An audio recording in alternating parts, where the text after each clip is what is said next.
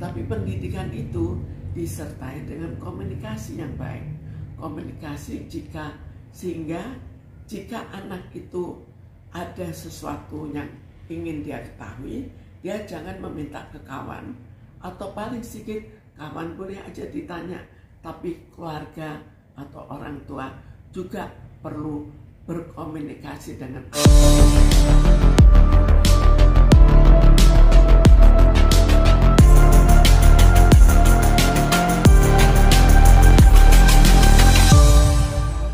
Kalau kita lihat ketenangan masyarakat itu sudah jauh berkurang. Kemarahan masyarakat dalam jiwanya itu juga cukup parah. Jadi ada suatu perasaan tidak tenang dari masyarakat, ada suatu perasaan agresi dari masyarakat, dan semua itu berakibat pada tindakan, apakah itu kemarahan secara emosional termasuk bullying, atau lebih parah lagi sampai pada tindak kekerasan. Orang untuk jiwanya jadi sehat kan harus ada perhatian dari orang tua, kasih sayang dari orang tua, dan pengertian dari orang tua. Pengertian untuk supaya dia bersikap baik, supaya ya semua tindakan itu perlu diajarkan atau paling nggak diberitahukan. Jangan sampai menonton film kekerasan akhirnya dia meniru.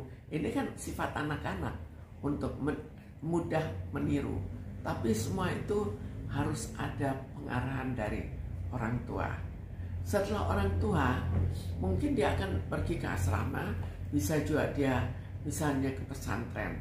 Di pesantren itu seharusnya dilanjutkan lagi bagaimana dari pesantren tetap memberikan kasih sayang pada anak-anak itu, dan tetap memberikan perhatian, tetap memberikan pengarahan dan komunikasi baik dengan anak-anak itu, dan bukan sekedar mengajarkan pengetahuan dan agama.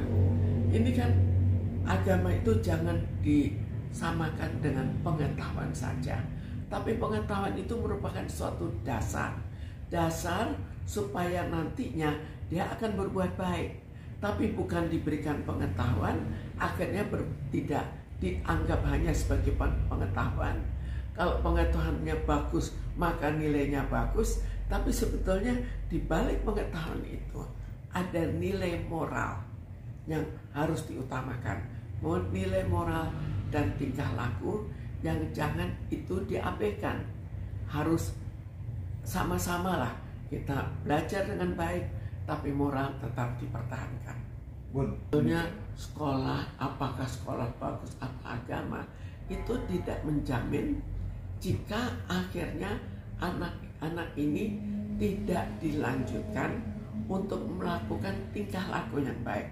Jadi di sini terjadi pengertian bahwa seolah-olah kita untuk mendidik tingkah laku yang baik, kita berikan pengetahuan yang baik. Padahal pengetahuan, ada pengetahuan etika misalnya, itu tetap tidak akan menghasilkan suatu hasil tingkah laku yang baik kalau itu tidak ditunjukkan, tidak diberikan contoh dan dibiarkan. Sebetulnya kita harus mendidik itu, tapi pendidikan itu tidak selalu berhasil. Jadi pendidikan itu jangan kita hanya mendidik, tapi waktu kecilnya, waktu masih di rumah, dia harus dididik dengan kasih sayang juga. Jangan sekedar mendidik ilmu, tapi pendidikan itu disertai dengan komunikasi yang baik.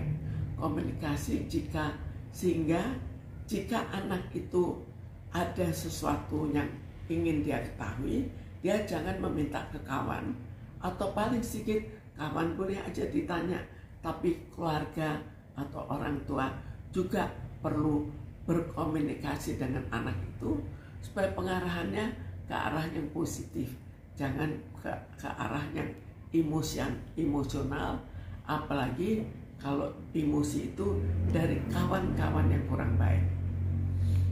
Kalau kita hanya melakukan pendampingan dan bullying terus dibiarkan, maka tidak akan mampu untuk melakukan tindakan. Kita bayangkan, seperti sekarang, kan sudah cukup banyak. Bayangkan kok itu naik terus, apakah sanggup untuk mengatasi? Jadi yang harus kita lakukan adalah mencegah pada saat awal. Jika terjadi suatu bullying, maka dari awal kita sudah mendekati anak itu, mengajarkan apa tingkah laku yang baik. Dan jangan, anak itu hanya diajarkan agama dalam ilmu. Tapi agama itu ilmu dalam tingkah lakunya. Karena tujuan agama bukan ilmu. Tujuan agama adalah moral dan akhlak di kemudian hari. Bayangkan ya, kalau keadaan situasi jiwa yang tidak terlalu baik, seperti terjadi sekarang, orang tuanya juga problem, kebanyakan problem ekonomi. Tapi di samping itu juga sangat banyak problem yang sifatnya problem ketegangan, lalu problem hukum yang tidak berjalan, itu kan cukup banyak. Lalu pandangan bahwa segala sesuatunya itu tergantung pada uang. Uang serba mempunyai kekuatan yang serba berlebih. Misalnya, jika kita uang banyak, maka otomatis kita menganggap diri sebagai kebal hukum. Itu banyak terjadi. Karena itu, kalau kita ikuti, maka banyak tindakan yang sifatnya sampai pada kematian itu banyak dilakukan oleh orang-orang yang kaya, karena orang kaya dan pejabat, karena mempunyai merasa kebal hukum. Orang tua sangat besar dan jangan ditinggalkan setelah melepas dari orang tuanya. Jadi itu harus bersambung. Tidak mungkin kita hanya mendadak sampai anak itu umur 5 tahun, kemudian tiba-tiba dilepas. Seharusnya ada tahapan. Setelah 5 tahun, kemudian di sekolah. Di sekolah juga berapa jam, kemudian kembali ke orang tuanya. Lalu selanjutnya anak itu tambah lama, tambah kurang membutuhkan bimbingan, baru dia dilepas secara lebih daripada sebelumnya. Dan terjadi pelepasan secara mendadak. Tiba-tiba diserahkan ke sekolah, tapi sekolah tidak lagi membina.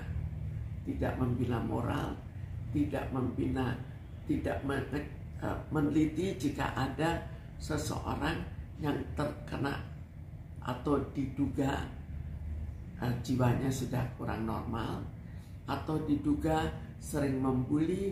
Itu kan semuanya masih dibiarkan karena lebih diperhatikan masalah ilmunya. Dan ini yang membuat bahwa akhirnya ilmu bisa tinggi tapi moral tidak terkendali. Harusnya peran masyarakat juga sangat besar. Tapi kita lihat pada fakta yang ada. Apakah betul masyarakat ikut membina? Masyarakat dulu memang ikut membina.